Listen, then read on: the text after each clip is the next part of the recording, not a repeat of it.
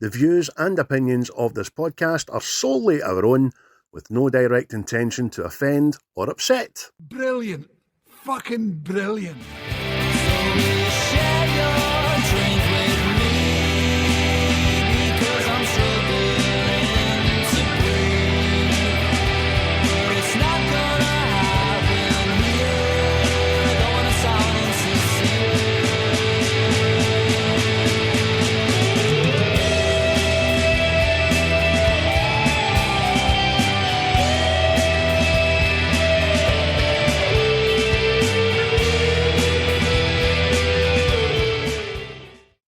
Happy birthday to ya. Happy birthday to ya. Happy birthday. Hello, everybody. Welcome to the final episode of Series 4 of What's the Script, the very Scottish movie review / comedy podcast. It is our 100th movie review. Round of applause, Chris. How are you, buddy? You all right? Yes, I'm tickety-boo. But by the way, this is me on my holidays. I'm off to the 22nd there. If you can see the shirt and the hat there that I meant to wear when we were doing Jurassic Park. If you are listening, spared no expense. If you are listening to this audibly, please get over to the YouTube and check out Chris's attire. He's a cross between Dickie Attenborough and the corrupt lawyer in Jurassic Park. You're smashing, mate. You suit that.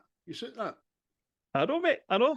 I've told you, mate. I'm not supposed to live in Scotland. I'm supposed to live in some warm climate somewhere. We're walking about with a hanky. See, just about your hanky, just dabbing my lower neck at times. Aye. Do you know what? You need to get a hanky out later for your mama sure does love your schooling. Mama. Oh, fucking aye. But this is Paul's just probably finding out I'm off if he's listening to this right now. So, Paul, enjoy. Hey. Aye, folks. So, listen, we've got a wee tipple here. Chris has got a wee tiny 2-pint tumbler, and I've got my Estrella there because I'm in my mother's doing this, and I've not got any pint tumblers. I've got one. It's a Magners one. I'm not doing that shit. I'm not putting lag on a cider tumbler. Oh no, mixing brands. What are we, heathens? Nah, exactly. Do you know, I've accumulated about 10 Rangers pint tumblers in the last 20 years, and they're all been packed out. Fucking mental. Hey ho. So, yes, folks, this is our 100th movie review in line with the series. We've obviously done other ones, collaborations and stuff like that as well. But thank you for joining us. We hope you join us in a little celebration tipple while you listen. Not if you're driving, obviously. Don't drink and drive. That's just fucking stupid, that. You know what I mean? Well, unless you're cool as fuck, then do it. And let the English see you do it. Aye. So this might be a chance for us to go over some old episodes and relive some of our piss takes and all that. But obviously we are here to review a film. And Chris picked it last week. Chris, what did you pick? I picked the classic Forrest Gump, which, not personally, but I've read recently that people think it is overrated and don't like the film. So I thought we'd do this. Why? Out of interest? Aye, because like I says, anybody I've spoken about Forrest Gump, they like the film, watch the film, whatever. But I've seen it on the internet and all that stuff, that it's just, they say it's overrated. So, again, subjective and all that stuff, but they're wrong. Aye, sometimes you've just got to backhand or somebody that says a thing. Nah, each to their own, right? I've no doubt there's people out there that don't like this film, and I'm so sorry for them and their family and their friends and anybody that talks to them, because they must be sad, fucking depressing bastards. Really must.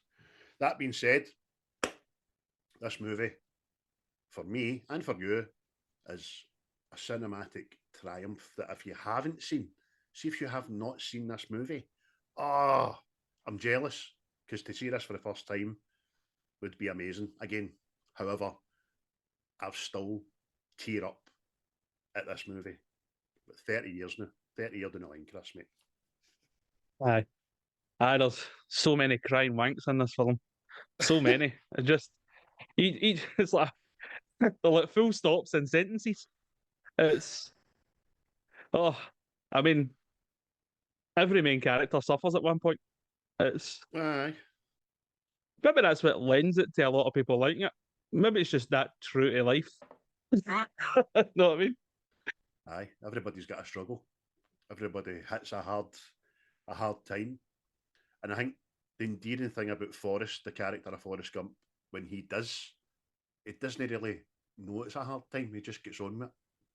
He's got his morals. He's got what his mother taught him, and there's nothing grey area about it. He's amazing. It's an amazing character by an amazing actor.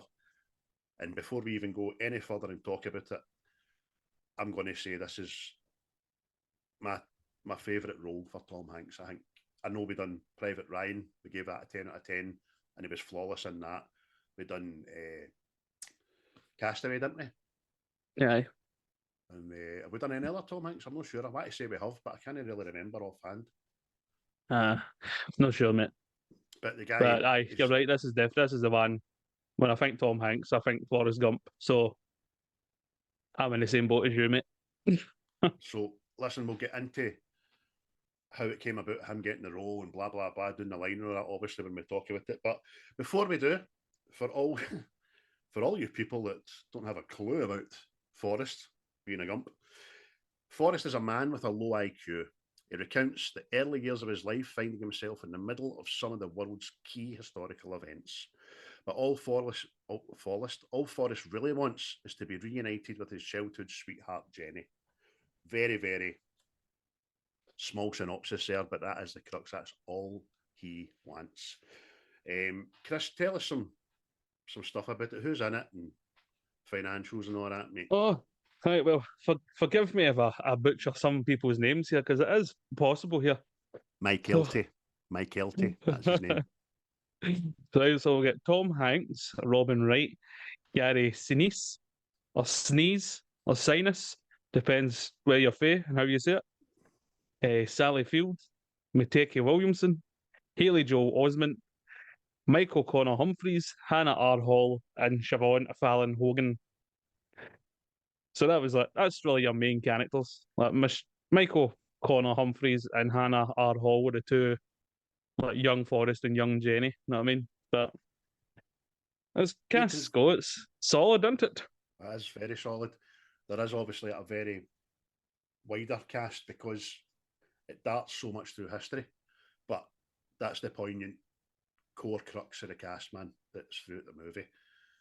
It's amazing, mate. Even the young ones in it do their part, didn't they? I will. If anybody's watched this, they've probably done the Forrest Gump accent, but the accent actually came to Michael Connor Humphreys, know what I mean? And Tom Hanks is just like, oh, this is the accent we need to do, lads. Aye, so much so that nobody wanted Tom Hanks to do that accent, didn't you know? But he's adamant, he says, look, I'm doing it, like it or lump it, because they were feared it was going to be ridiculed and looked upon as taking the piss. But I mean, Hanks, man. I mean, we could have got Nicolas Cage's like southern accent, know what I mean? Break up the fan channel. Dear hummingbird. Put the bunny back in the box. Well, by the way, do you know, can I just say before we go any further, we might know you've even had Tom Hanks. I've got it down that Bill Murray, John Travolta, and Chevy Chase all turned down the role of Forrest Gump. Travolta later admitted that passing on the role was a mistake. Bill Paxton was one of Robert Zemeckis' initial first choices for the role, but the studio demanded somebody with more star power. And the novel's author, Winston Groom, had always envisioned John Goodman as Gump. who is about £300. But in the novel, Forrest Gump's meant to be a £300 man. So it Aye. could have been a right different movie, mate.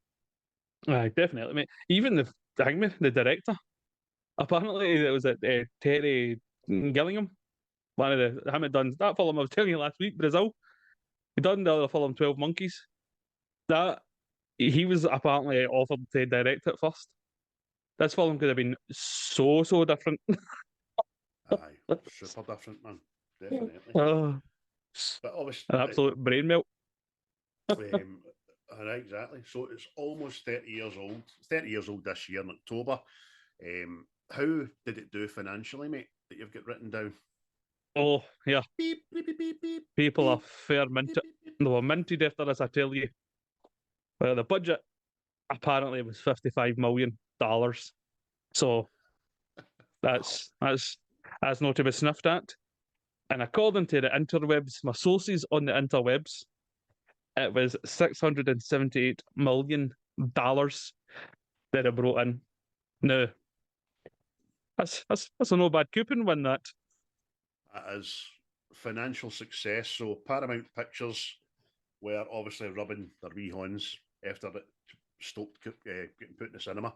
Amazing return for. I was surprised how low the budget was, to be honest with you. I consider, again, like we said in the past, see films that are set in time periods and all that. Usually that eats up a sizable chunk of the budget, and this goes through that many different periods. Know what I mean? Like all the vehicles and the costumes and all that stuff. Know what I mean? So it was, aye. Plus, also, even the bits in Vietnam and all that with the helicopters and stuff, that must have cost a shiny penny. Know what I mean? So, no half. I mean, even the CGI bits where they superimposed Forrest into actual historical footage, that was groundbreaking at the time. Nobody had ever done that before, and that ate up a lot of the budget apparently. But the most difficult effect that they done on set, and the one that proved hardest to get right, was the feather. Amazing, isn't it? See, right, we're going to ask a question. Was the feather necessary? Aye. For Why you even fucking arguing that? I mean, but why? Because when a feather falls, it's an angel. Okay, my boss. No, it's not your boss. It came off a birthday. That angel needs sacked. Get the Hangman brothers, the Winchester brothers onto this. It's not on. Fucking. Oh, I've got a guardian angel. You've got a what? Shout Castiel. Get that big jaggy silver spike into them. It's meant to be a feather from an angel's wing. That's what I always say. It's the old saying. So it starts off that Forrest is obviously being touched by an angel. And by the way, fucking as an angel, right? Don't get me started. See, you mentioned there about the choppers in Vietnam. For some reason, the boys wanted to watch King Kong all day, right? So I put Skull Island on. And see, in America, is there just a place that has a fucking rake of 1960s choppers just sitting there? There's going to be. And they all play Fortunate Son. That's it's a one built-in track. Aye. I'm a fortunate son. Even the Vietnamese are like that. Oh, the Americans are here. Aye. Oh, so stealth mode today, David. No, we're getting hot, we're getting fucking loud, and we're getting and giving them a right good bit of notice. No, but you're right, man. There's an awful lot of choppers hanging about. Know what I mean? Oh, I love it when a chopper comes out. Right. I really don't. I'm not that way inclined. I don't like my chopper, I'll tell you that. So let me say this to you. IMDb 8.8 out of 10, and Rotten Tomatoes critic score 76%. I can deal with that. maybe not the Rotten Tomatoes, but we've divulged over the last 10 episodes that Rotten Tomatoes is just a piece of shite, isn't it? Well, aye, it's because I mean, this has got 76%, and well, I know people probably already know this, but The Last Jedi that I don't rate is up at what fucking 86 or something like that. So You're kidding. You're fucking joking, is it? I swear, mate, I swear. So, but the audience scores beside it, and it tells the real story. But aye, but aye, let's see the criticism for this, right? Apparently, right, the big thing for the critics and all this, like people either loved it or hated it when it came to the critics, right? And it seems like the mainstay for the criticism for it was very pro-conservative. What? Aye. Because So of the presidents that were in show? no, just because like Forrest Gump goes to school, he gets educated, he serves in the military, comes out, works hard, builds a business, becomes a millionaire, and all that shit, right? And then there's the side of Jenny, right, who doesn't dairy things. She becomes a free spirit and her life ends up wasted. She ends up on drugs and she ends up dead. You know what I mean? And I don't know if that's what people were what drop, but again, if that's what you're looking for, if that's what you've seen, that's what you've seen. But the way I seen it was just destiny. You know what I mean? Yes. And Certain things are also, set for people. the overriding listen, destiny, yes, definitely, right? Whether you believe in that shit or no, I don't care. I just, but the overriding message in this film for me is that his mother says it to him. Don't let anybody think they're better than you.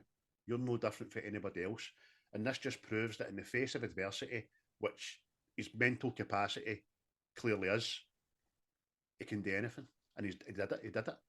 So it's a story of hope, isn't it? Aye. No, I mean it's what I say is, mate, because I went looking to see, like, because what I say is at the beginning, anybody ask about this film, they all like it. You know what I You mean? dove deep, sir. You dove deep. uh, I had to go reading, but it's. I mean, look, I can see what they're talking about and all, but for fuck's sake, you know what I mean? It's. I don't know. I don't know whether to say it's far reaching or something to take that fit. That's a choice. They've chose to look at it that way, which is bang order. To be honest with you, it's fucking shite. It's Forrest. I mean, I've got it on above me now, right? It's the college stage, and when he's playing football, it gets used. People use him because he's fast, right? For college football, he gets used and gets made fun of. But again, he has used that to his advantage to get a college degree. You know what I mean? It's just, it's just what I say is that the way they say it was like pro-conservative, and that seemed to be the underlying issue with a lot of it is, well, obviously, like the comparison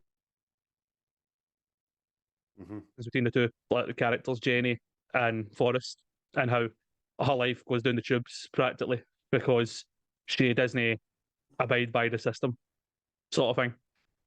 I was like, okay, I can see where you're coming from, but I'd rather just go down the line of like destiny, fate. That's what it was meant to be. Certain people come into your life, whereas Jenny didn't have the people coming into her life. Know what I mean? Aye. So a lot of people coming into her face, right? Hey. Into her vagina, and you know what I mean? Coming in that way, but we'll talk about her. We'll talk about that bitch shortly.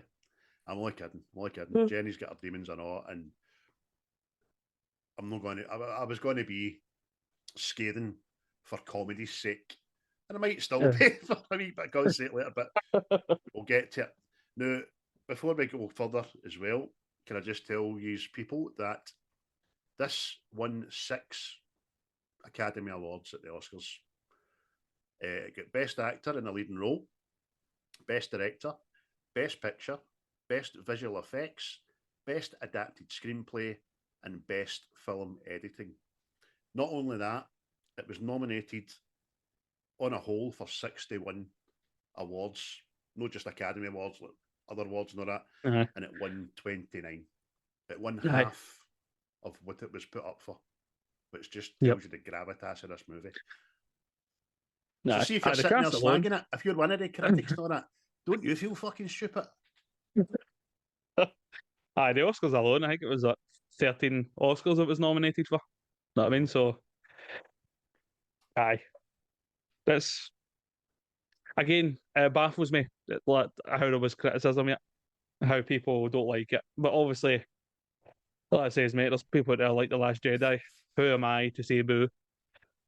So, don't worry, I'm going to keep bringing it up. Well, you can probably tell by now that I'm getting a bit angry and passionate about this movie, because we always say, I love that movie, I'll die in that hill, and you really don't half the time. But see, this one, I'll come to blows with people about this movie, because I just think it's so good, it's so flawless. It's been with me for 30 fucking years, and I still get emotional. I still got a lump in my throat. Because people texted at me and I was like, oh fuck, I forgot about his wee mod dying. And I was like, she's so brash about it and all. I'm dying, Forrest. Like that. For fuck's sake. That's quite funny in itself, because when he's grown up as a wee boy, she tells him what he needs to hear, even though it's a lot of shite. Like, my dad is on vacation. Mama, what's vacation? And instead of saying your dad's fucked off, son, she says, vacation's when you go somewhere and you don't ever come back. So imagine somebody trying to ask him if he wants to go on holiday later. No, I don't want to go on vacation. No, I want to come home. But then, she goes for that, for sugarcoating life, to the fact he walks into her bedroom and, matter of fact, I'm done, Forrest. I'm getting dreaded luggy. I get allergy after your headmaster 35 years ago. I know. He's a creepy bastard, that head teacher. He needs fucking shot. He does, but I'm proud of him at the same time, because he saw an opportunity and he fucking went for it. On your cell there, mate. And you've got his hat on, so you support him and all, you dirty bastard. But Sally Field's obviously up for it. You know what I mean? We won't talk about 5 little points here. Surely there's something can be done. And then his answer is just the best. There, Mr. Gump. Miss Gump. You just see her wee eyes going, oh. Clear. Knocked her right out her wee toeless sandals. Oh, obviously, the guy's obviously got a right bad chest or something. It was like Mr. T. Oh dear. Hey boy, come here, boy. Well on there, boy. Hey, woman. He's a dirty bastard. But yeah, see, we're talking about Fortunate Son, right? You've already said the last episode, like, you had the soundtrack. Mm-hmm. See, apparently, right, the soundtrack sold like 12 million copies to a film. Know what I mean? That's tremendous, isn't it? It's next level. It's next level. That is tremendous. Like, obviously, the soundtrack in it is superb. It's not until soon you're sitting watching it and then you go, oh, fuck aye. Because see what I've noticed and all recently, while we've been doing this, see watching films, there'll be songs in the films that I've got on playlists now, and I don't know where they came from. And it isn't until I start watching films again and you go, oh yeah, there's that fucking thing there. Goodbye, horses. Would you fuck me? I fuck me so hard. Put the fucking lotion in the basket. There you go. That's one you can go back to for Silence of the Lambs. You're right, mate. You're right. Soundtrack is off the charts. You see it quite a lot on Twitter. People asking what's the best soundtrack come to the movie and all that. And I generally always either say this or the Magic album by Queen for Highlander. But this, every song it's poignant for the time period, but it's also poignant for the exact scene that's happening at that time. I mean, there's the Doors, Don't You Love Her Madly? And Jenny is fucking walking out another bad relationship. Don't you love her as she's walking out the door? She's Offski. You're like, fucking, how good is that? Aye, mate. As mate, it fits every decade they've written, doesn't it? And it's because obviously, if you're about Disney, know Elvis is in this. The real Elvis, not the fake Elvis. It's a real Elvis. You know what I mean? Elvis. But I mean, you start with that stuff. Then obviously Vietnam, Fortunate Son, and all that, the Beach Boys and stuff, into the Doors, and just keeps going, man. It's brilliant. The soundtrack is cool. It's definitely up there. Oh, amazing. I know segue into Elvis. I know the young ones, bastards. Because this goes from the 50s right through to the late 70s. Yeah. I've not got it on me. I can't remember if there's a smatter in the 80s at the end, but there might be. I'm sure there is, because it's 1981 when he meets Jenny. I'm sure there is. I just can't remember what the song is. Elvis. Right, so the guy that played Elvis wasn't end a great notoriety, but I was today years old doing my research on this when I found out who done his voice. Did you know? No. Kurt Russell.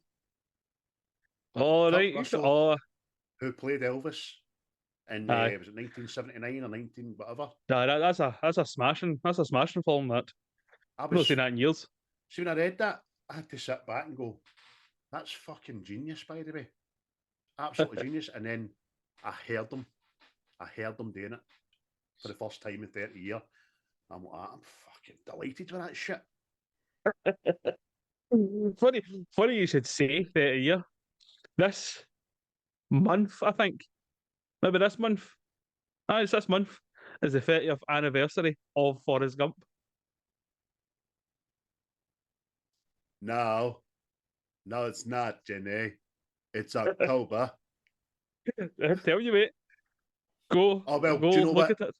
You might be right. I've got the release date in the UK, so there you go. I got it wrong earlier on. I retract my statement. 30 Stupid is as stupid does. Are you stupid or something? Stupid as in spell. 30 here. Great. I was 16, 1994. Excuse me. Wow. 6 in a row season. that's how I always date things. Aye. Bye. Apparently so. 30th anniversary, which, by the way, was done completely by mistake. You know, and the only reason I found out is because I was looking through, see the Cineworld app. You see what was at the cinema, and they're showing this for the 30th anniversary. So there you go. Wow, there you go. Well, there you are, folks. Go and see it.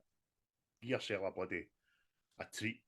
Get it watching the big screen because it's amazing. Absolutely amazing. You said to me in the text last night that you didn't want to write down favourite scenes, didn't you know? What was your thoughts behind that? No, because, see, if I'm being honest with you, mate, I didn't particularly have a favourite scene. I've got favourite sections of the film, aye, but scene-wise, I think it's more just the two scenes I wrote down.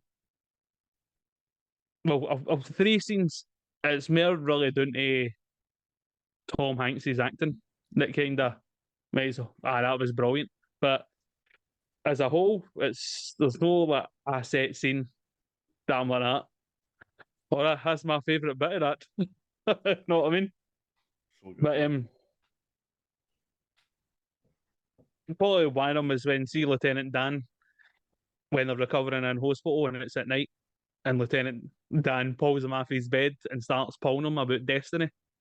Like, Aye. you ruined my destiny and all that, and it's just down to old Gary's acting. You know what I mean? Like, that was his destiny. Was he supposed to do now?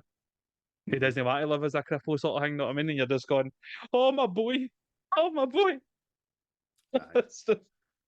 And that's the third film that Gary Sinise done with Tom Hanks. He done Apollo 13. He done The Green Mile. We've done that. There you go. That's another Tom Hanks one we've done. True, there you go. And there's a cracking aftermath to the story of Forrest Gump where Gary Sinise is concerned, because for 30 years he's been head of a charity for Vietnam vets and war vets in general of America. And it's all through his character, Lieutenant Dan, that he's managed to raise millions of pounds for ex-service in America. Heartwarming, isn't it? Aye.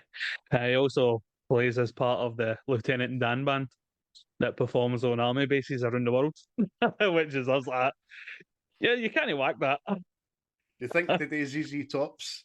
He's got legs, knows how to lose them. Hey, oh, fuck's sake, man. Yeah, you're right, mate. Just some good has come out of this film, because obviously, I think playing his character, they kind of got a semblance of this is what these poor bastards go through, sort of thing. So, millions.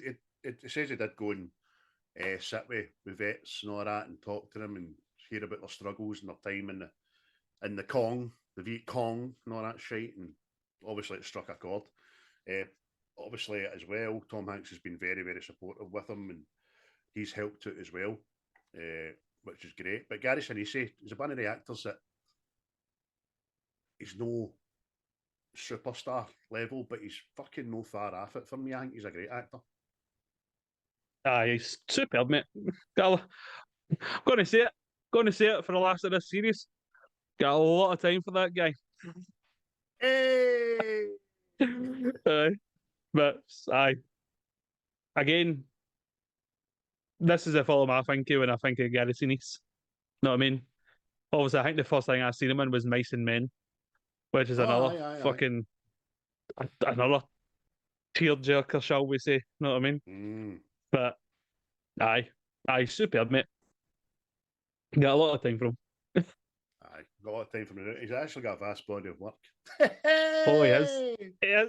And, I remember watching one years ago with him, mate. It was called Imposter or something, I think.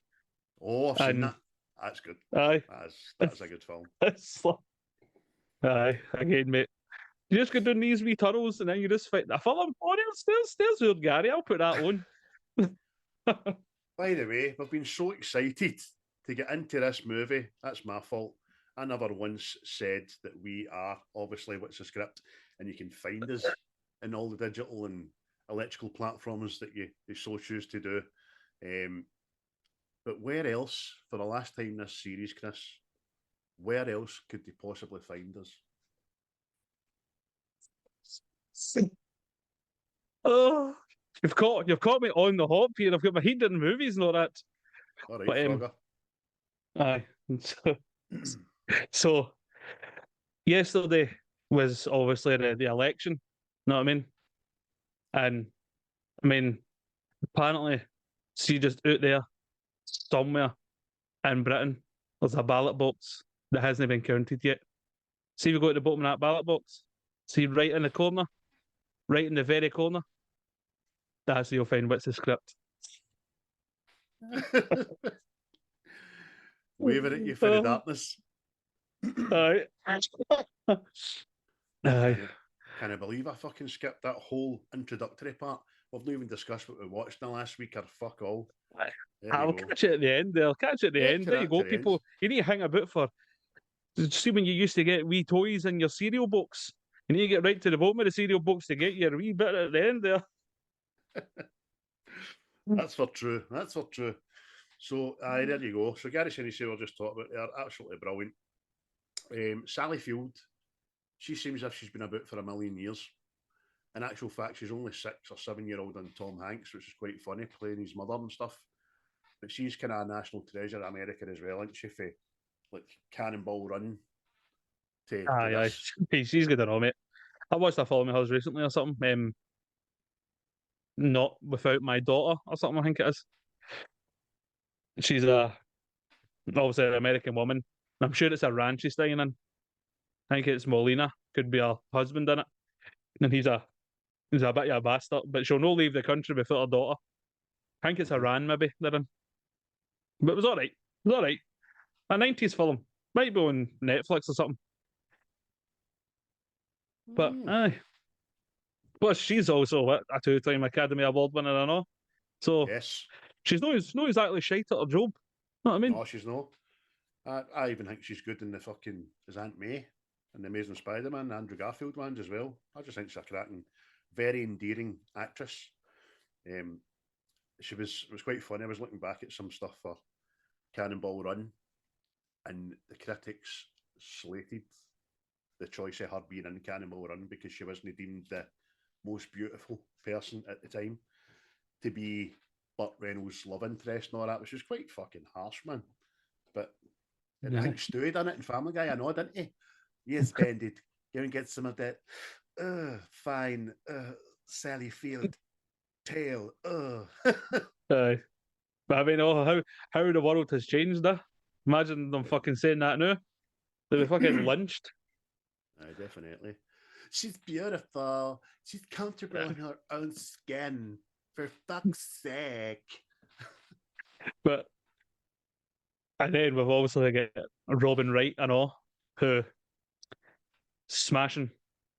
I don't mind at all. And I don't know if you've watched House of Cards, but she was smashing in that, by the way. Oh, aye. She can smoke a fag out my window anytime in the House of Cards, kind of, you know what I mean? But aye, fucking Kevin Spacey shit hot in that. There'll be some poor American guy like that. He's trying to get it to shoot people for the window. She's brilliant. Great actress. Fucking married to Sean Penn once upon a time ago, I know, man. That must have been quite a funny household. He's a fucking nut job, that kid. But she's a great actress.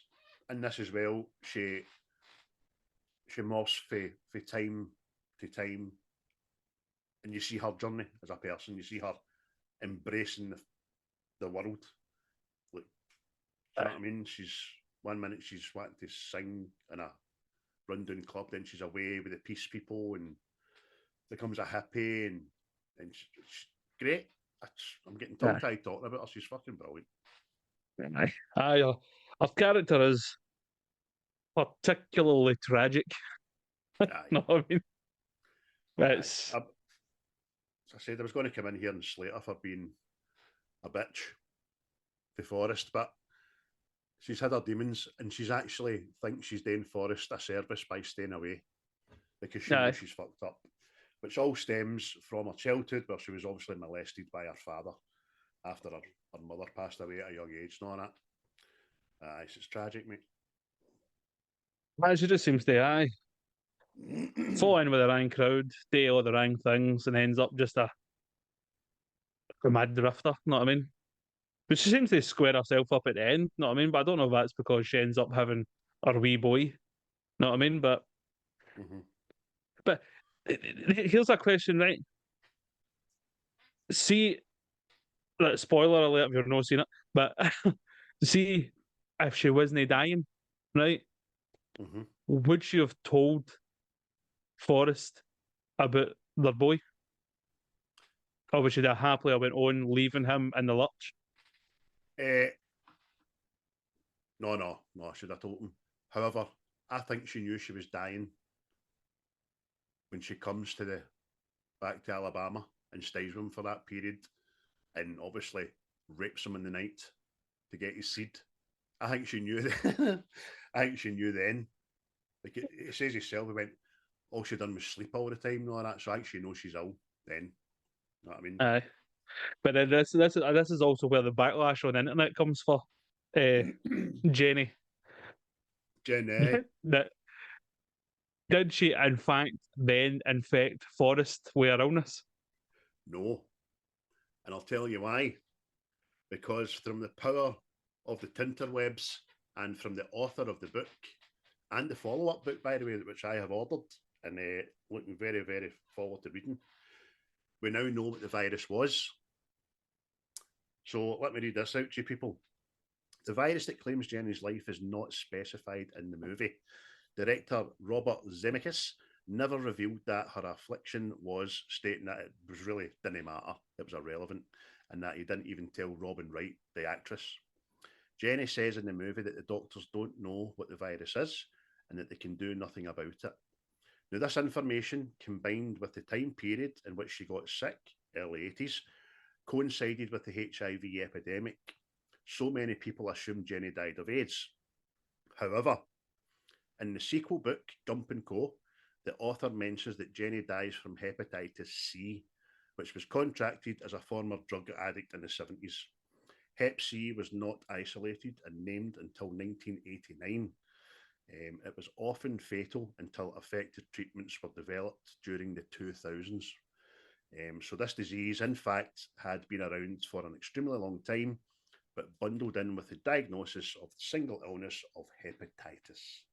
So it was incurable when she contracted it through the dirty needles. Dirty needles, the bastard. Been watching with the dirty needles again. Oh, what? Aye. Aye, so it was always a thing that kind of set people off on the internet, that she was climbing on top of Forrest with a crooked fanny there. Know what I mean? So it's just, it just wasn't, it just had to be put to bed there. Oh, I can see him fighting her off, know what I mean? Aye. Why are you... Jenny! Why are you doing that, Jenny? But I was pleased to see that he built up a bit of tolerance over the years, because the first time he touched her boobie, he went... He's an office pop. Aye, I made a mess of your roommate's dressing gown, Jenny. She's like, oh, fucking hell, man. Aye, it's just... Aye, I'm just wondering, it's a thing I've always wondered. If she wasn't dying, would she have bothered even telling him about the wee boy? So... Aye, I get you. But then, obviously, I don't know how she couldn't know of dying or not, because he deserved to know he was a father. And for all I think, in entirety, that she'd done everything she'd done for Forrest to stay away from him, to keep him safe, because she knew she was fucked up, she was a bad egg, knew that she got her life in order, dying or not. I would like to think she would have incorporated him as a father. Aye. Oh, well. But, mate, see another thing, it's, like, again, harking back to how this could have been a very different film, right? I read that there was other people turned down the part of Bubba, right? Just the thought of it. Ice Cube and Dave Chappelle turned down the role of Bubba. I've seen the Dave Chappelle. I've never seen Ice Cube, man. Oh, mate. I was like, apparently Ice Cube went, he didn't want to play an idiot sort of thing. And Dave Chappelle, I think he turned it down. I can't remember what the reason was, but he says he's regretted it since. But I'm like, how fucking different would this film have been? Like John Travolta and Dave Chappelle. What? Bill Murray and fucking Ice Cube. You know what I mean? Imagine saying, Ice Cube, how many shrimp and birds do you have? 99, baby. All the time, baby. Oh, fucking it was just so weird. Do you want to go and catch some shrimp? You can do it, put your ass into it. Oh, dear. Ice Cube. I love Ice Cube, by the way. I do. but knows Bubba. But they got Mykelti Williamson. Again, I think he's a solid wee actor. He's in his fucking 60s. He's been about for 40 years. He's a solid actor. He genuinely, I don't know if this was kind of one of his first films or no, but anything I've ever seen him in since, he kind of plays either a cop or a fucking social worker or something like that, doesn't he? Yep. Quite serious roles he plays. He's a fine actor. It was spiffing, but because apparently after this he kept getting offered like comedy roles and all that, and then see when he went to auditions, apparently because he's got that big lip in this film, he would get turned down because he didn't have the big lip thing, and you're going, what? Fucking. Thanks for coming in, Mykelti. Just do the lip thing for me there. That's what we're after. Do you want me to do a reading? No. You've just do that lip thing again. See, when it rains, does your bottom lip fill up with water? See, at school, were you called left opened cash register? It's a great line, actually, when they meet Lieutenant Dan for the first time in Vietnam. And he says to him, "What's wrong with your lip?" He looks at Forrest first after saying, "He just asked me that. I was born with big gums, sir." You better tuck that in. You gotta get that shot off it here. Oh, mate. That's one of the best parts I know, by the way. And he goes, "Where are you from?" They go, "Alabama." And they go, "What, are you twins?" And they turn and look at each other. "No, sir, we are not relations." Oh, you sound like Dick Van So Dyke. Yeah. fucking brilliant. Fucking. I mean, see for how sad and tragic it is, this film. Like, see for the different characters and all that. The humour in it, I know, is brilliant. Assuming you get the humour, it is superb, man. Oh, like this. Because, you know, See, like, it's unconscious aye. humour, especially if Forrest in it. He just says what comes to his head. It's because Dad says to him, "Don't do anything stupid, like getting yourself killed." And then he says to Bubba, "I sure hope I don't let him down." I hope I don't die. You know how I was saying to you, like, I didn't have like a specific favourite scene in this, it's just parts. See the whole Vietnam part of this film, it might be my favourite, because it's just like, see just the bit with the drill sergeant screaming in his face, "Forrest, what is it?" And he goes, "Whatever you tell me to do, drill sergeant." "God damn it, Forrest, you're a genius."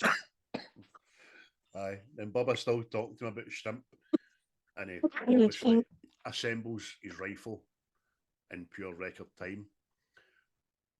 And then he shouts, "Finish, drill sergeant!"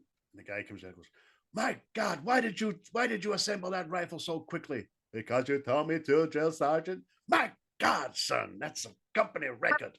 I can see you being a fucking captain." Oh, mate, it's... But for me, anyway, my favourite character in it is Lieutenant Dan. He's just, it might be the actor, but it's just fucking superb, man. Especially a bit, see when they're on the shrimp boat and all that, and in the middle of this storm, and he's up there fucking screaming at the gods like that. The fuck, man. But aye, it's the whole Vietnam part is funny. Like, even see when they're on the trail, and he's like, "Some of the best men in America served in this army," and he's gone, "This was what's his name again?" Whatever it boils down to, like, this is when constant for whatever and all that, and he goes, "And Tex, I don't know where Tex is from." What? Because their nicknames are obviously where they come from America, but he's no literate to know that Texas is for Houston, or I think that's right, isn't it? Texas, Houston, Houston, Texas, or Texas a state, isn't it? That's brilliant, absolutely brilliant. When we were out, Lieutenant Dan was always getting these feelings, and he would always say, "Shut up and get down." Then he just goes to, "Shut up Get down. Brilliant, man. Fucking... One day, it started raining, and it didn't stop again for 4 months. Aye, and they filmed that part in Glasgow, by the way. I mean, in don't let July, this outfit fool you. It has been pissing down for the last fucking 3-4 days. I know. Oh. I know. Me and the boys had all grand plans to go out and do stuff, and I think we ventured into Clydebank on the bus for a wee to get out and get some air. Just couldn't go anywhere. It was teeming down, you know what I mean? Miserable. That's your July in Glasgow, people. Warm rain. But aye. Oh, so mate, there's a lot bit. See the depression in this film, right? It is littered with absolute like disaster. She just again, that was another thing that critics were what kind of not really critics, but people were saying it was just a bit depressing. It was like depression mixed with an event in real time and then another depression moment, know what I mean? I was like, come on. It's real life. Know what I mean? Exactly. And there is hardships in it for him, Jenny, Ma, Dan, Lieutenant Dan, Mykelti, God bless him, Bubba, he gets shot obviously. But like you say, mate, it's not oversaturated and it's needed. And another thing about the Forest, the impact it has on history with regards to John Lennon. I mean, whoever threw that in there was fucking, that's just genius, mate. You know what I mean?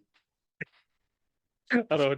Although like we've already discussed, the accent was fucking horrible. It was terrible. Terrible accent. They could have got better John Lennon than that. I don't know, man. It was like just some mad English voice. No possessions. That wasn't very good at all. Like, no. But he's done that. His impact, him being beside John Lennon on talk shows inspired John Lennon to write Imagine, right? And then when he's out running, the bumper sticker guy and the t-shirt guy, two of the most famous slogans and sayings in the world. Aye. Shit happens and have a nice day. That's fun. Yep. But I see the fact like the events it affected like and they were like on point like because apparently in the book he becomes an astronaut and helps America win the space race and all this. Know what I mean? Mm-hmm. But I think that would have been a bit.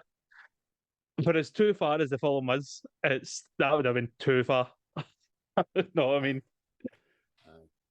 Even the aftermath of Vietnam as well, when he goes to the president and says, I heard you were shot at. I got shot in the buttock. I'd like to see that, son. He just drops his drawers in front of the president.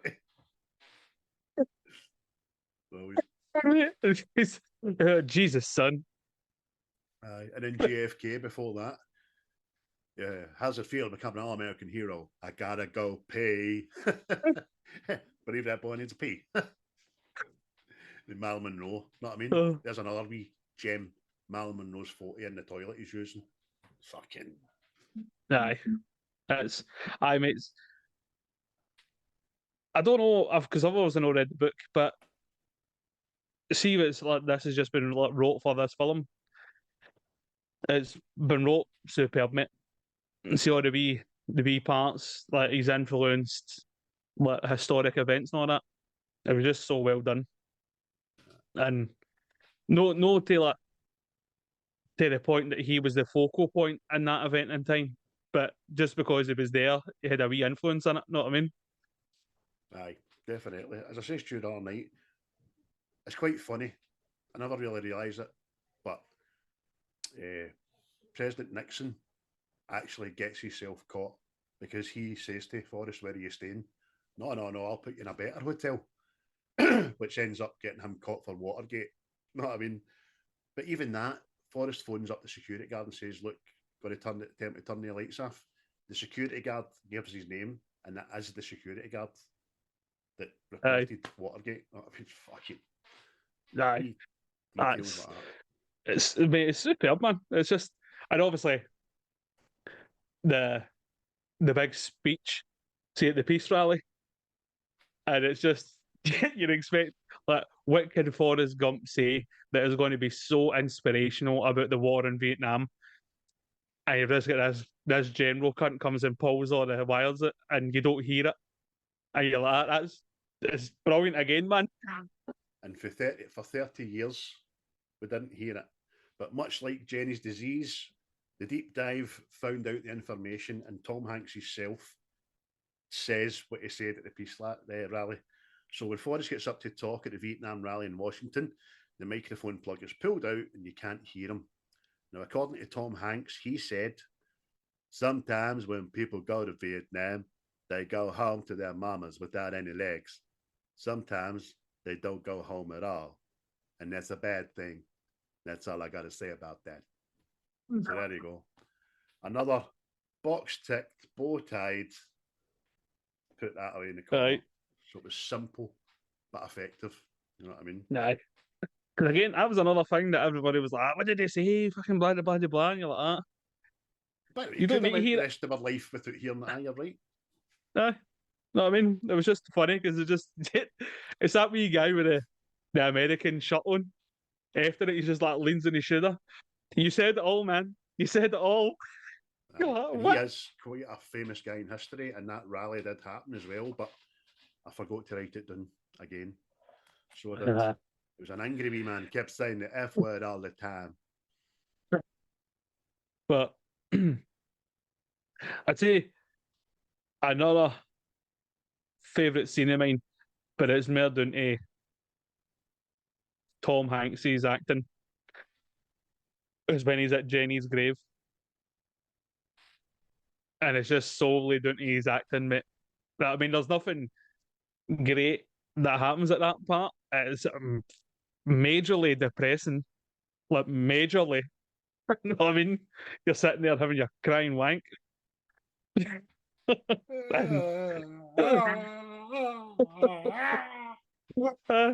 I'm in a case of spermulite.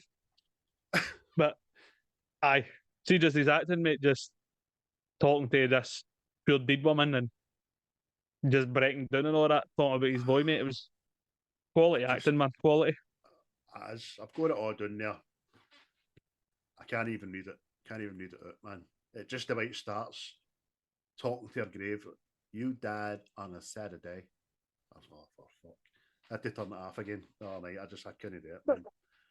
But he's Jenny's dead, and he's just keeping her up to date with what's happening. And I miss you, but wee Forrest is all right, and we've got a routine. We're doing stuff, and he's so. See when he says he's so smart, and he stops himself with breaking down. I'm like, oh, I'm dragging. Oh, you're right, mate. His acting is fucking phenomenal. There's even a wee bit earlier, right, when he talks about when he's sitting on the bench and he's talking about for the first time he breaks out his braces and he runs. Aye. And he says to the wee nurse who's not even listening, and it's like a wee boy, he just says it, now you won't believe it if I told you. And he smirks and goes, but I could run like the wind blows. Oh, Aye. it's just... Tom Hanks is acting. Well, there's no worry to win the fucking Academy Award for it, but he's acting all the way through this is superb. It's and even Earl Gary, he get nominated for Best Supporting Actor because I know, gutted his acting through this is superb. Hey, I'm gutted he never won it. I don't know who I know, did. mate. I don't want to know either. But aye, but there's like so many parts in it with Forrest. Even even that part where he finds out he's got a son, and he starts getting emotional because is he like what I've got, or is he normal sort of thing? And you're like, cry, my boy. Aye. But even before that, the way Jenny explains it to him, like his name's Forrest, like me. I named him after his daddy. You got a daddy called Forrest too? Still not getting it? You're his daddy, Forrest. And you see the change in his eyes, and he steps back. But aye. Jenny is the one person on the fucking planet that knows him better than himself, and she instantly calms him down.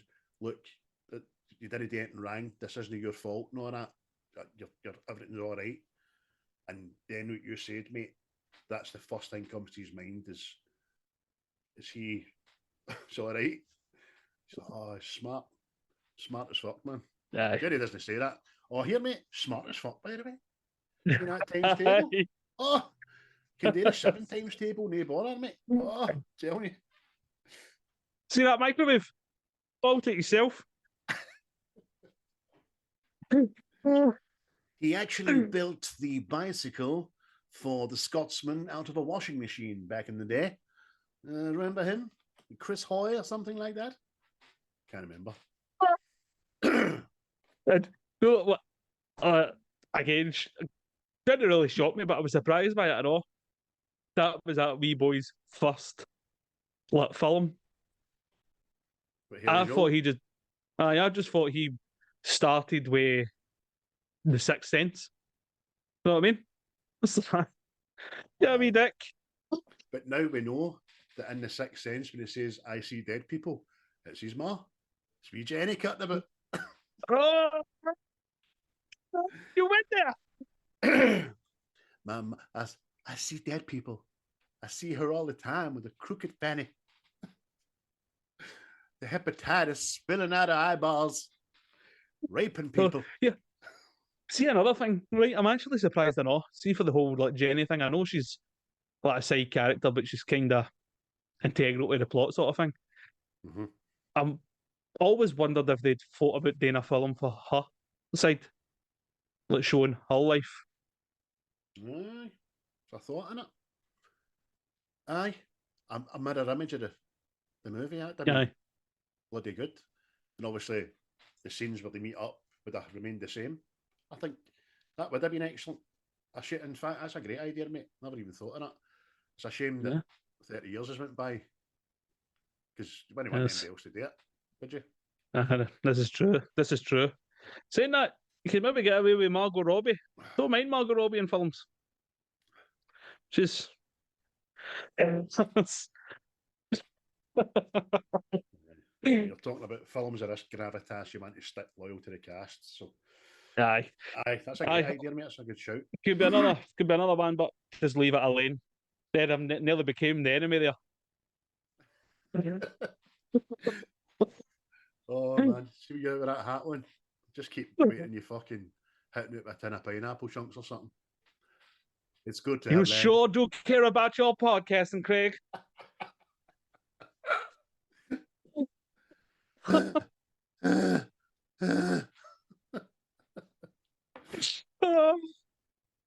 Oh man. See, again, we're fucking no scratching the surface of this at all. When Forrest just asks Jerry, will you marry me? And she just turns and looks at him and says, look, well, before she says anything, he goes, I'd make a good husband, Jenny. She says, you would, Forrest, you'd make a good husband. And but he realises, but you won't marry me. And she says, you don't want to marry me. And he says, you don't love me, Jenny. I'm like, oh, the boy in the win. I'm not a smart man, but I know what love is. Oh, fuck me, man. And that's the night she rides him in it. That's the night she rides him. That's a sin for that boy. That's so lovely written and all that, and then you just went, oh, that's when she mounted him like a bitch in heat. That's when she decided to had us up there and then brought us right back down into the slums. Like, hey. Brilliant, man. But see, in saying that, mate, the scene that does a lot of lines in this that are fucking superb. I'm back to Forrest talking at C. Jenny's grave. And for some reason they used it in Transformers. And it's just, what was it? If there's anything you need, I won't be very far away. And I'm like, why are you saying that? That's a depressing thing. Why are you saying that, big fun robot? Nobody wants to hear that. I never knew that till the other now, but you're fucking ruined that for me. See, Bumblebee, mind his voice box is fucked. Yeah, I think he says to the Shia LaBeouf character, if there's anything you need, I won't be very far away. Know what I mean? And you're like, are you repeating that Leave that at the end of that depressing film there. Dire bush like that. Ah, ghost. I'm alive here. Have I got hepatitis? No, I know what it is. It's no AIDS, that's good. I'm dying of something else. Blood disease. Aye, that sounds a lot better. There's no AIDS, that's good. Better than that toxoplasmosis your Tommy had. Oh, Jesus. Oh, fucking hell, man. And it's seen an Bye. right? Jenny's, they've got married and all that. And it's it's the final scene before the grave scene. And it's the wee scene at her bedside. And she says, "Were you scared in Vietnam?" And then Hanks just delivers this fucking answer, accompanied by the scenes. Do you know what I mean? It says, "Well, I don't know about being scared. Sometimes it would stop raining long enough for the stars to come out. And then it was nice. It was just before the sun goes to bed on the bayou, a million sparkles in the water, blah, blah, blah, blah, blah." And then she says, "I wish I could have been there with you." And he says, "You were." I was like, "Oh, fucking choking up, fucking talking about it now, man." Oh, dear. Aye. You were. I mean, fuck's sake.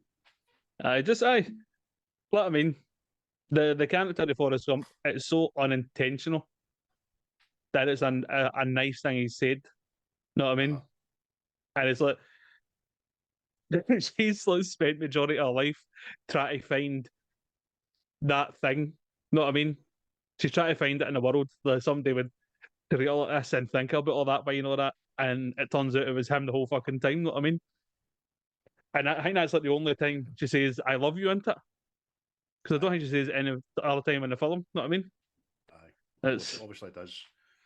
But as simple as you just made that there, which is true, it was always him. I think she knows that, but she would have fucking broken him on the way. Do you know what I mean?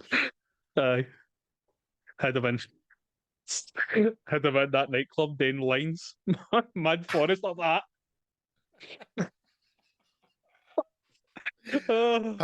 Pat's in the toilet for you, Forrest. Okay.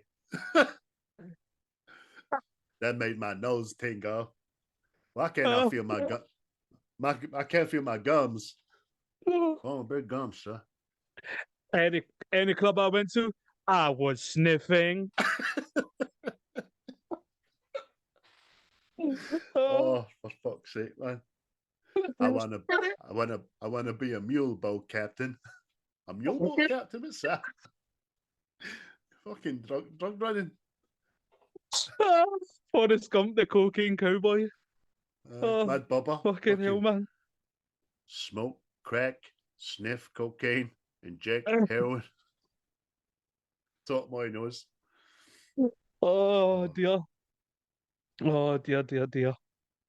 Man, oh fucking hell, man. Oh, even like see with that when he's getting married to Jenny as well, and Lieutenant Dan shows up. Lieutenant Dan, you got new legs.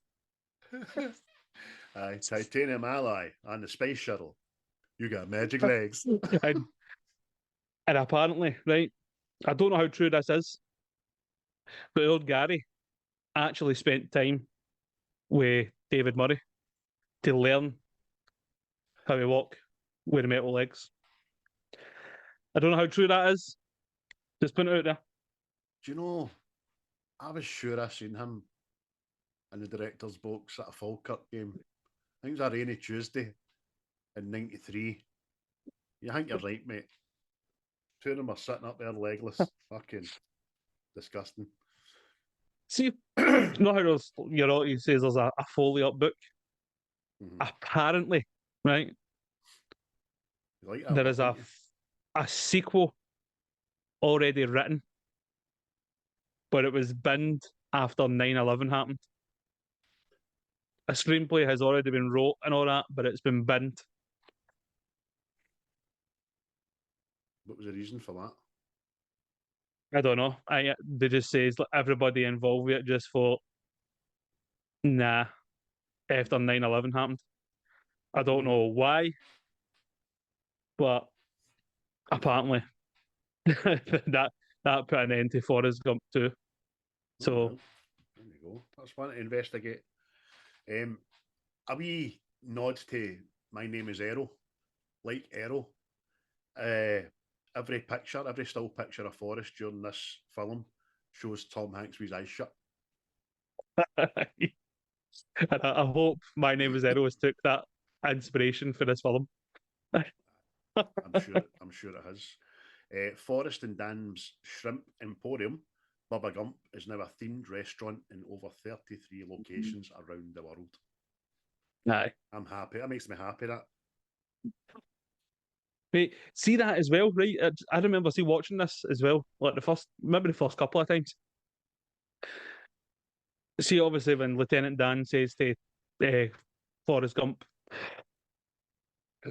I never thanked you for saving my life, and then just gets off the boat and swims away. I thought he died there and then.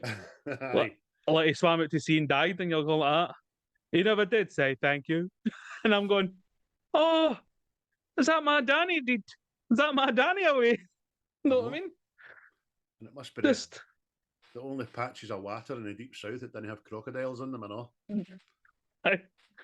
But even that and all, mate, is fucking. See the scenes between Lieutenant Dan and Tom Hanks, Forrest Gump, the smashing. Just even that one, and see the room after the New Year, and I thank you for saving my life. No, men don't say these things. Aye, true. There's another couple of good things in the film that go unnoticed unless you're looking for it. One of them is that with every transition of Forrest's age, one thing remains the same. In each first scene of each transition, he wears a blue plaid shirt. So there you go. There's another cracking wee thing that I forgot to write down, but I remembered. All the way through the film, Forrest has his button done to the top, and it's only when Jenny dies that he undoes his start button, which might not mean anything to MD, but I just think that's mental. Sweet. But see another thing. I don't know if it's been done on purpose or it's just to compound your depression, right? But see all the way through this film, Forrest Gump always ends up alone. People always leave him. No, I mean, it's like Jenny leaves him various times in the film. Obviously, Bubba dies. Lieutenant Dan leaves him in the hospital. His mom dies. And then at the very end, obviously Jenny dies. And then at the very end, his boy gets on the bus and he's there himself again. And you're just like, ah, fuck, steak. Will somebody get this boy a Tamagotchi? He will never be alone again, but with his son, do you know what I mean? Which is great. He's had all the money in the world, and it didn't change him. It didn't mean a jot, a thing. He pans it off through the film as if it's a hassle. You know what I mean? They've got too much money. So, I mean, it's fucking. So I guess I don't have to worry about money again. Because he invented Apple, I know. He invested in Apple. Invested in some sort of fruit company. Lieutenant Dan invests my money in some kind of fruit company. Amazing. In fact, remember how you says that feather at the beginning, right, is an angel? See when the feather flies away, does that mean the angel's ditched him? No, it means it's done its job. There you go. That's it. It's done its job. It's been with him. It's touched him. He's been touched. The way its next soul. Forrest's angel was a loving angel. I was touching him. And he kept it in a book. Prick. Oh dear. Bye. That's because there's all sorts of obviously all sorts of lines in it that people say like again, I don't know why, but see if you just see somebody running, I automatically go, run Forrest, run. Aye. Everybody who's seen this film has shouted that at somebody that has no place being there. Watching some shit's at my bus, fuck. Run, Forrest, run. Wait for his bus, that prick. Do you know what I mean? Something as daft as that. Oh, I'm busting for the toilet. Oh, run, Forrest, run. Aye. I might not say it all the time, but see, that's all I've got to say about that. When I remember, I'll say it. You know what I mean? It's just classic. Again, just timeless, quotable movie. Stupid as stupid does, what we've said about 40 times already as well. But aye, story arcs are plenty for everybody. And movie wise, mate, what you gain it out of 10? it's a 10 easy. Aye. If I was allowed to put an 11 on it, it would get an 11 for me, but it's a 10 out of 10. Absolutely brilliant film, but I'll never tire of watching, man. Never tire of watching it, and I'll be trying to get my Waynes to watch it when they're old enough to understand it and all that as well. It's people going about cinematic classics, and they kind of stop at the 50s and 60s as the golden age, and there's been good films since that, but there's not been cinematic classics. This is a fucking cinematic classic for me.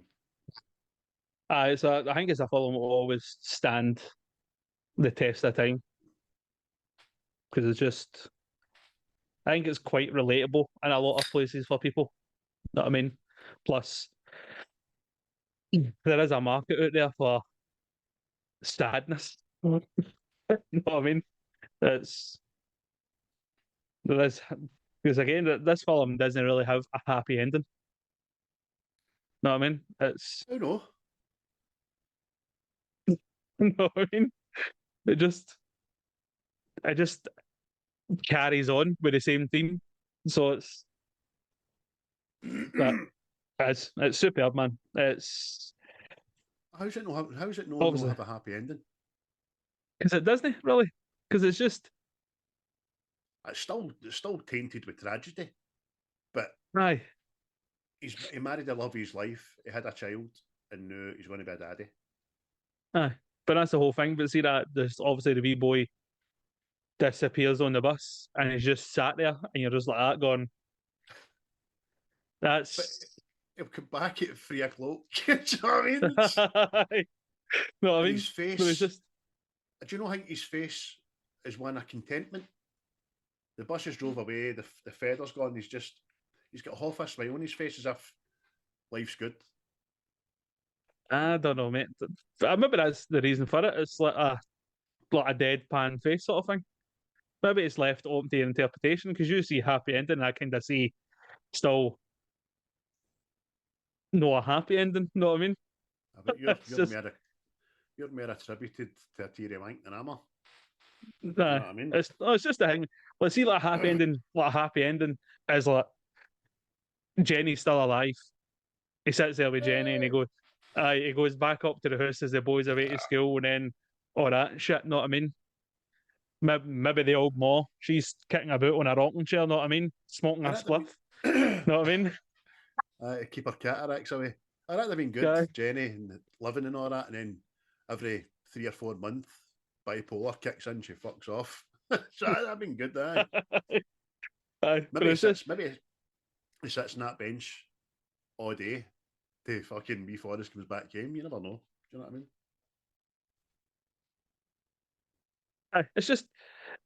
It's like I say, mate, all the way through the film, he ends up alone, and then at the end, he ends up alone again. Know what I mean? That's just how I read it. Aye, but no, listen, that's how you choose to see it. Whereas I choose different. I choose to see that he'll never be alone again.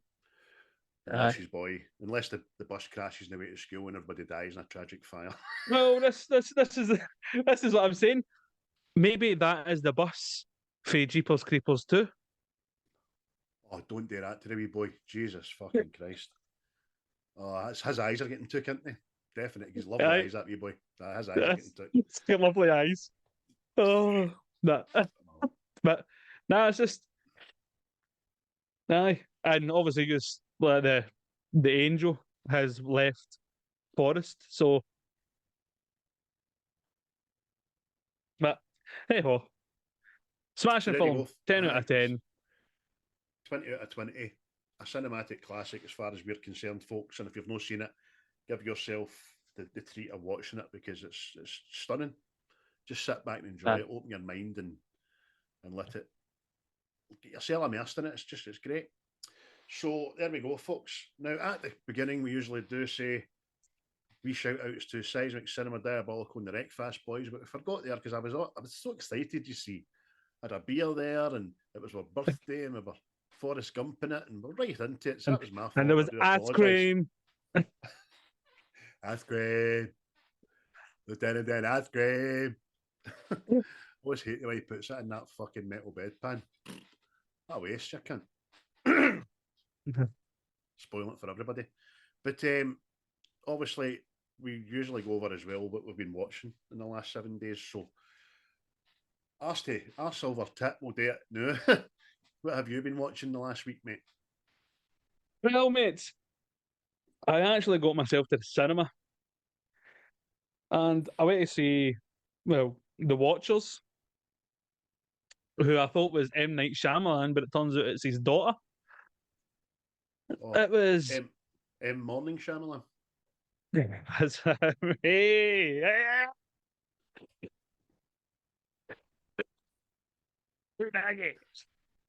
but it was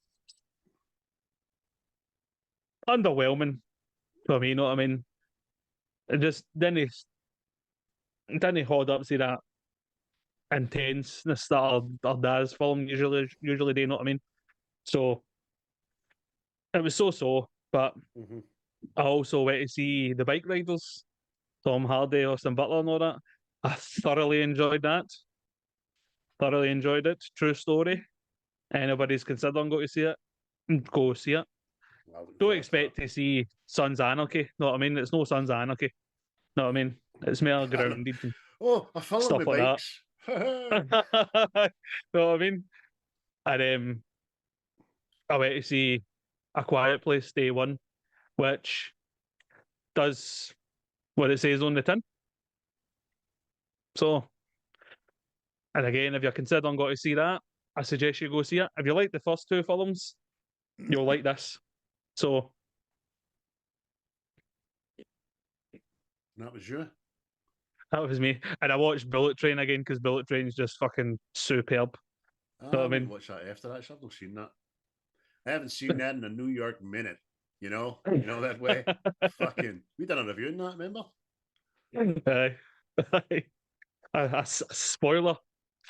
spoiler-free review, I think. Aye, they took off, didn't they? They took off well. This. Yes, we definitely changed our tactic. Aye, that Elvis and Thor: Love and Thunder. We'll stop there. We'll do good films. Yep. I thought Elvis was smashing. Well, what about yourself, mate? Enough about me with my visual delights. Oh, I've been ocularly heavy this past week, let me tell you. Ocularly heavy. With your ocular devices? I came across a wee dubbed film on Netflix called Under Paris. It was all right. It's about sharks. Coming into Paris and that.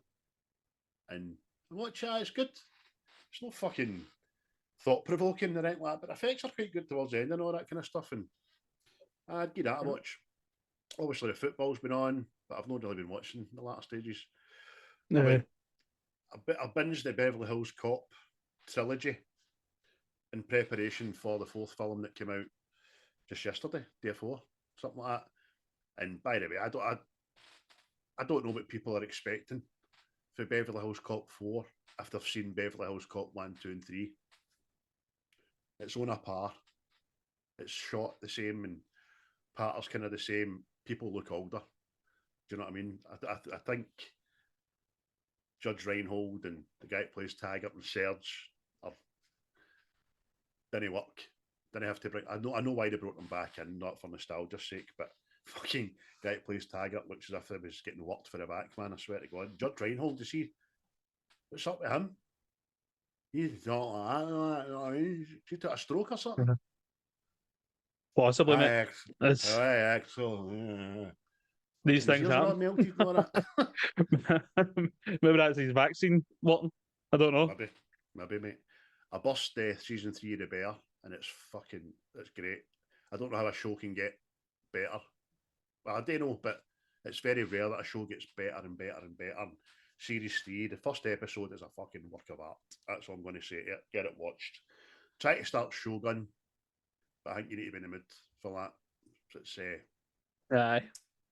kind of, what do you call it? Subtitle heavy. I need to be tuned in to fucking watch subtitles. I rewatched the Dahmer documentary again because I liked it. I think it's great telly. Like a shitty subject, but it's factual and it's good. What else did I watch? Fucking Furiosa. Same as you, mate. It was alright. It was a bit all the other place for an origin story. And to have two factions no fighting one another and the big battle being in the middle and could have been done better. Yep. And then, by the way, I don't know why I decided to watch it, but I did. I watched that If. Oh, right. Just John Krasinski. That's how I done A Quiet Place. Fucking bloody good. Thoroughly enjoyed it. Really good, uplifting, heartwarming film. Even though the wee lassie that's in it is the one that plays Judy in A Walking Dead.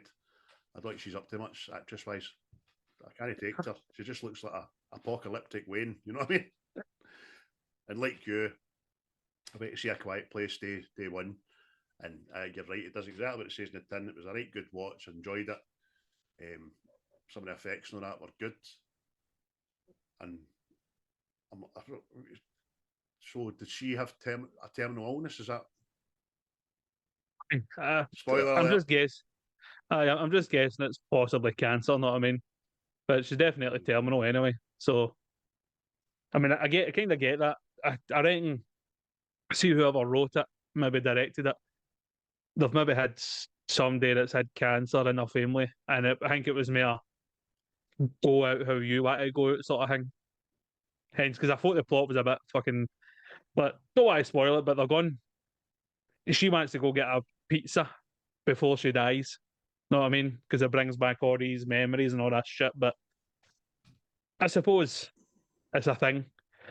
I'm going to do what I want to do before I go. So, yeah. That was good. Good to see the cat survived anyway, you know what I mean? I was waiting on it getting it. I was waiting on it dying. And I found out something about myself. Had it been a dog, I'd have been, oh no, don't do that to that dog. Seeing it was a cat, I was like, right, let's see how this bastard goes. Ended up fucking one of the main characters in the movie, didn't it? Aye. And obviously, cats are, unless they're one of the billion cats that get the jangly fucking collars on, they're quiet as fuck, aren't they? Stealthy wee bastards. Which helps in this stealthy film. Creatures. But do you know what I didn't? Here's a question. By the way, spoiler alert, if you've not seen A Quiet Place, turn off now. Because I want to ask Chris a question poignant to the film. See when he goes to get a medicine, right? And it happens upon a kind of nesting area. Well, I see it as a kind of nesting area. But they start eating the fucking, what I thought was eggs. What is that? Big furry egg things that you start chewing on? I think it's something that's going to be divulged later. I think it's going to be something that we're going to see in another film because it's got you curious. You know what I mean? Mm-hmm. So I just see when they put something like that there, I've just got in my head that it's going to be prevalent in another film at some point. You know what I mean? So, well, I look forward to that. But I liked him in it as well. I liked the way he just followed her about. He just went to go. She kept on ringing like, go and get the boat. And he doesn't even say anything. He's just walking about like a lost puppy. It's good. Completely shell shocked. Know what I mean? But it was a good film, man. I enjoyed it. Monsters doing monster things. Know what I mean? You just didn't need to try and understand them, and somebody try and tame one. Oh, that's a good one. Fuck off. You know what I mean? That's not like your Terminator, man. There's no reason, no bargaining with they fuckers, I'll tell you that. They're getting chowed, and that's it. But The one, no, you go, mate. I was just going to say the worst thing about going to see that film was eating crisps. Aye. Because I felt like every time I crunched, the whole auditorium theatre could fucking hear me crunching on a crisp. You know what I mean? But forgot to mention, I went on my mad animated delight fucking series the other night and all. I just didn't want to ask you. Oh, anybody doesn't know. I was out at the pub to watch the football. I came back, I had a couple of margaritas, and I started playing songs for cartoons that I liked. And you know what I done the next day when I was hungover? I watched the cartoons. And did I regret it? Not. So we had All Dogs Go to Heaven, we had Balto, The Quest for Camelot, The Black Cauldron, Oliver and Company, The Lion King, Toy Story. Oh, The Land Before Time. Oh, it was smashing. I'll tell you right now, could have died happy on that couch. Depressed, man. Your heart must have stopped. The American Tail away for just ending it. Oh, and Hercules and all. I watched Hercules. Mama. I've never seen Hercules. Oh, get it watched, mate. See James Wood as Hades. Smashing. And they're actually doing a live action version of it. So that's not getting watched. Look, I didn't watch the new Lion King. That's patched. So no. In fact, Hemsworth don't get approached for Hercules. Might just make might have. No, I think that was the rumour. Danny DeVito is going to play his V character again, which is hilarious. So aye. Oh, it was a delight. I was in there in my element, singing along all the songs and all that. I put my Moana on for the boys the other day, and that's something I've never sat down and watched. I never watched it yesterday either, or busy doing other things, housework and that, but I didn't really tune into it. But that's getting made into a live action, isn't it? That's The Rock's going to play his own character as well. Yep. Aye. They're just cashing in on all that stuff. But aye. But if you want a wee delight, watch Quest for Camelot. That was smashing. Gary Oldman, he plays the baddie and all that. Mm-hmm. And you had Don Rickles and Eric Idle and all that. Smashing, so it is. Aye. Quest for Camelot, that sounds good. I'll tell you right now, I paid £3 to watch it on the Prime. There you go. I will not be denied my delight. Before we wrap up, I just want to say this week has been the week where we have been seeing one hell of a lot of stills from the set of Superman, the new Superman that's going to be with us next summer. And it's kind of gutting me. I don't mind seeing one or two, but it's every day, man, we're seeing more and more and more. And I'm not liking it. They did this on purpose. I'm not liking what's going to come. I'm fucking super excited for what's going to come, but I just need to stop seeing stills of him in the suit and then all these million other characters as they make an appearance. No. Well, for me, it's been Gladiator 2. I've been seeing Denzel and all that, and that boy for A Quiet Place. He's in it, I know. That's right. Aye. So, but I think they did this on purpose now. See this shots on set and leaks and all that. I think this is a way of marketing it. No, know what I mean? Free advertising. Aye. So it's just get people excited and get people talking and all that. Know what I mean? Just. Aye. But then they'll release a trailer that's about fucking 3 minutes long and show you the film anyway. Know what I mean? So it's a shame. It's sad. It's a world we live in, I suppose, isn't it? Scoop's a scoop. Aye. And now everybody's get the chance to, in their pocket, to fucking be the scoop. But there you go, folks. So, listen, that is Series 4. Done and dusted, wrapped up in a wee bow. We've had some laughs. We've had a drink. We've reviewed some fucking belters over the last 25 episodes of this series and the 100th in its entirety, and we've loved doing it. So we're happy to say we will be back for Series 5 with a wee shake-up. And the first shake-up is, if you've not been watching or listening, if you're new to the pod, thank you, by the way, and all the people that have come onto our YouTube and Facebook and Instagram and Twitter over the last week. Thank you so much. I've been doing a bit of networking, you see, but so have you. And TikTok as well. So thank you. If you're just joined us, we do appreciate it.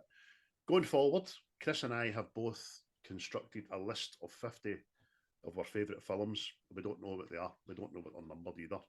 And we're going to decide week on week. Pick a number. Spin that wheel. And see what we're going to get. So it's going to be a wee shot in the dark. And I'm also going to have a wee think about another couple of things we might be able to incorporate into the format going forward. But being the fucking gentleman as I am, Christopher, I'm going to let you decide for the opening episode of Series 5. Would you like to choose or would you like to be chosen? I will choose one of yours. You'll choose one of mine? Aye. Right, so here we go, folks. This is it. Let me get some jazzy music behind this. 1 to 50. Quiet Chris. in the studio, please. Dum dum.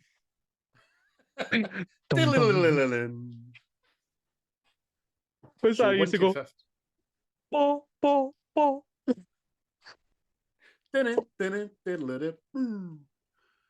1 to 50, Chris. You pick a number, and I will tell you what it is on my list of 50. Oh, I'll pick my favourite number then, right? And I'll go with number 9. Or as the Germans say, No. 9. 1, 2, 3, 4, 5, 6, 7, 8, 9. Aye, 9. Number 9 on my list of 50 is something we mentioned last week. And it is The Warriors. Oh! So let me just put my wee tick beside that to make sure that's it chosen. I nearly showed you my list there to prove it was number 9, but I can't be showing you that. You clink the bottles, son. So there we go. Episode 1 of Series 5. We will be opening with The Warriors, which I've only ever seen once. And I've got that. That really took off. Rockstar brought a PlayStation game of that out, and it just set the Warriors into Merce fandom. So. Like a skyrocket in flight. Afternoon delight. So once again, folks, thank you very, very much. Hope you enjoyed the show. Share us with your pals, share us with your enemies, share us with a stranger. Come across us in a plant pot. You can find us absolutely anywhere. We need to think of something else to do for the next 25 episodes and keep going to death now. Aye. Check us out, man. Aye. And I'll just repeat what Craig just said. Cheers for listening, liking, sharing. Know what I mean? And keep listening, tell your people. And that's all I have to say about that. So join us in Series 5 where Chris and I will be like peas and carrots again.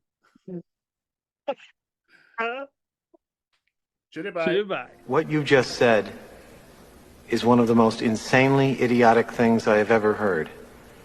At no point in your rambling, incoherent response were you even close to anything that could be considered a rational thought. Everyone in this room is now dumber for having listened to it.